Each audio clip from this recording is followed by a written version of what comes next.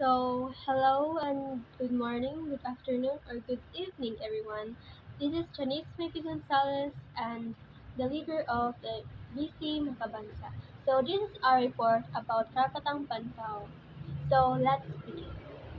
Bago tayo sumisid sa kung paano mapanatili at maipatatag ang karapatang pantao, alamin muna natin ang kwento o kasaysayan tungkol sa karapatang pantao. Naisip mo ba kung ano talaga ang karapatang pantao? Kailan at sino ang nagmungkahi ng karapatang pantao? At bakit nga ba umiiral ang mga ito?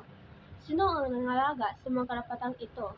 At paano natin mapanatili at maipapalakas ang karapatang pantao?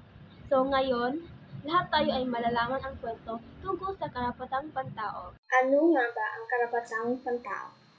Ang mga karapatan ng tao ay ang mga karapatan kung saan ikaw ay may karapatan o pinahihintulutan o kalayaan na garantisado. Ang mga karapatan na mayroon ka dahil lamang sa ikaw ay tao. Ito ay kung paano mo likas na inaasahan at karapat-dapat na tratuhin bilang isang tao. Tulad ng karapatang mabuhay ng malaya, magsalita ng iyong isip at tratuhin bilang pantay-pantay. Sa buod, ang human rights o karapatang pantao ay ang karapatan mo dahil ikaw ay isang tao. Ang ibig sabihin mula sa ipinanganak ka na meron ka ng human rights. Bakit nga ba umiiral ang karapatang pantao? Noong una ay ilang maswerteng tao lamang ang may anumang karapatan hanggang sa isang lalaking nangangalang Cyrus the Great. Ang nais baguhin ang lahat ng iyon at nagpasiya na ang ibang tao ay dapat magkaroon ng mga karapatan na maging mahusay. Pero ang proseso ng pagpapatupad ng karapatang pantao ay hindi madali at ang mga tao ay nakipaglaban sa loob ng maraming taon bago sa wakas ang nagpasya na ang karapatang pantao ay nalalapat sa lahat.